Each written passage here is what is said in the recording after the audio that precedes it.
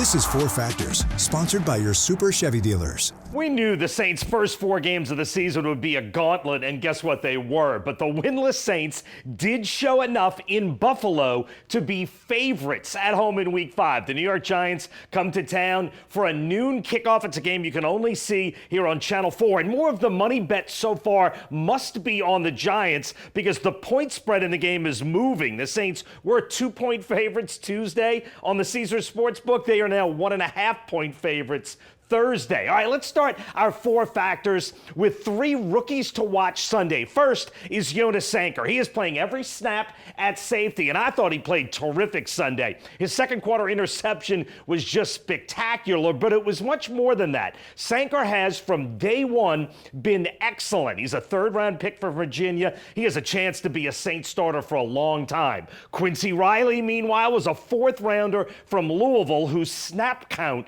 is now on the rise. He didn't play on defense in the Saints' first 2 games, got 18 snaps against the Seahawks, then 24 in Buffalo. At some point this season, I think Riley just becomes an every down player. And the third rookie to watch is undrafted guard Torricelli Simpkins. Simpkins has opened a lot of eyes this summer. He played 3 years at North Carolina Central, that's an HBCU. Then he transferred to South Carolina for his senior season. He's super physical. At this point, probably a better run blocker than a pass blocker, but that fits exactly what the Saints want to do. Simpkins should be filling in for Cesar Ruiz. It'll be super interesting to see how he holds up. He's exceeded all expectations at this point. Now, I love the Saints' chances Sunday for 2 reasons. First, I like Brandon Staley versus a rookie quarterback. Jackson Dart started his first game this past Sunday, so Staley now has a full game's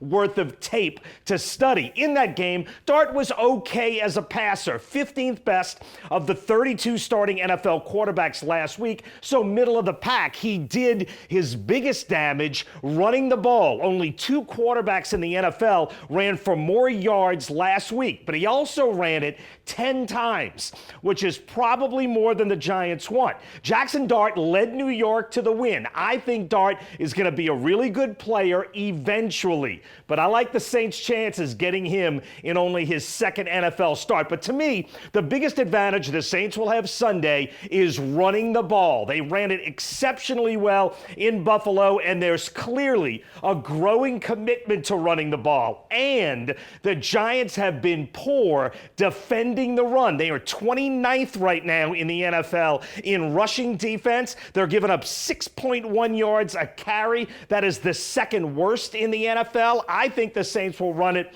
30-plus times Sunday, and I think that will be the biggest reason that the Saints do get win number 1 Sunday. Here's some breaking news. The Saints are not going to the playoffs this season, and ultimately, how many they win this year doesn't really matter. This year is about building for the future, but this team, this coaching staff, this organization absolutely needs to taste a win. You can feel that. Combine the Saints coach and his quarterback are 0-14, but they have a great opportunity to get win number 1 each Sunday. And that's my 4 factors heading into the Week 5 matchup against the Giants.